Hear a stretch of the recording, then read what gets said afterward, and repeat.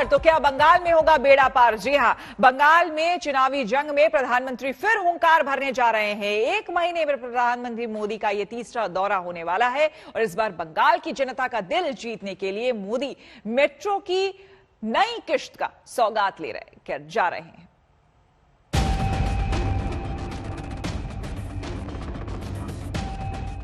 ये वो सरकार है जो आपदा में भी, मुसीबत के समय भी भ्रष्टाचार के रास्ते खोजती रहती है। बंगाल में चुनाव की तारीखों का इंतजार है, पर जंग मैदान तैयार है।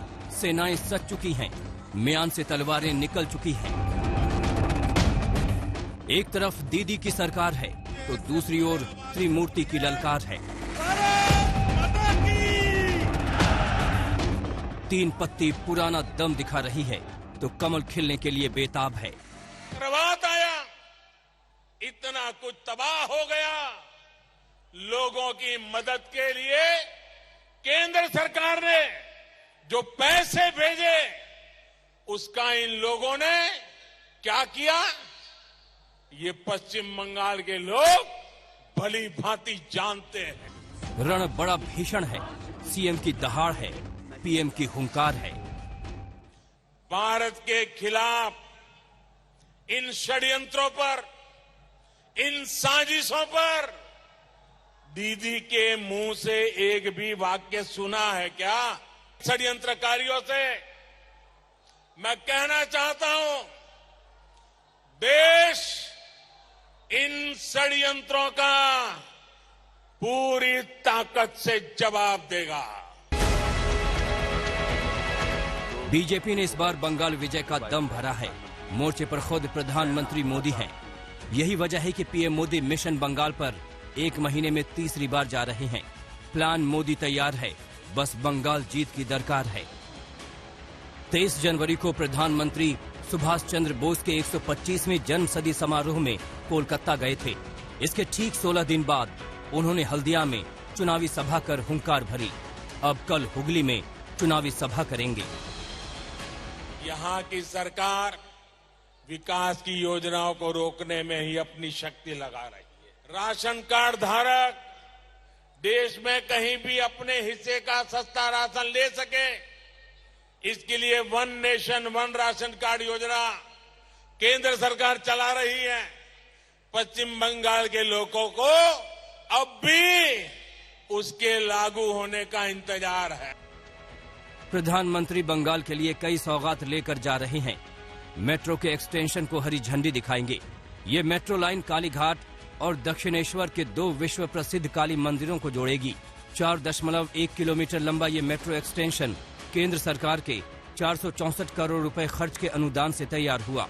पीएम हुगली में रेल परियोजना की भी शुरुआत करेंगे। ममता बनर्जी इस बार बंगाली बनाम बाहरी को बड़ा मुद्दा बना रही हैं। ये इससे भी साफ होता है कि टीएमसी का जो इस बार नया स्लोगन जारी किया गया है, जहां ममता बनर्जी को बंगाल की बेटी बताया गया है, वो भी बंगाली अस्मिता और संवेदना से जुड़ा हुआ है। और टीएमसी की सोच है कि इस स्लोगन के जरिए ममता बनर्जी का नाम हर बंगाली के घर में परिवार की तरह पहुंचेगा। कैमरामैन राजू इनामदार के साथ अनुपम मिश्र, आज तक, कोलकाता। लोकसभा चुनाव की कामयाबी से गदगद बीजेपी का इस बार बंगाल विजय पर जोर है।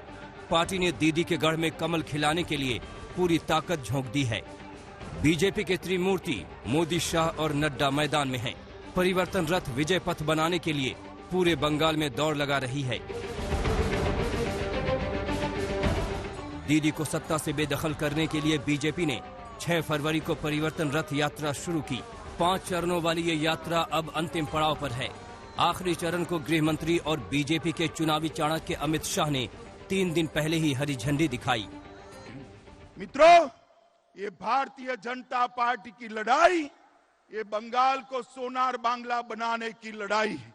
और ये लड़ाई हमारे बूथ के कार्यकर्ता और तृणमूल कांग्रेस की सिंडिकेट के बीच की लड़ाई है। तुष्टीकरण चल रहा है, वो तुष्टीकरण बंद कर आप दुर्गा पूजा, सरस्वती पूजा और रामनवमी को ढंग से मना पाओ, इसको परिवर्तन कहते हैं। मैं उनको आज कहने आया हूं, कि ममता दीदी, तृणमूल के गुंडों ने हमारे 130 कार्यकर्ताओं को मार डाला है, उनकी शहादत व्यर्थ नहीं जाएगी।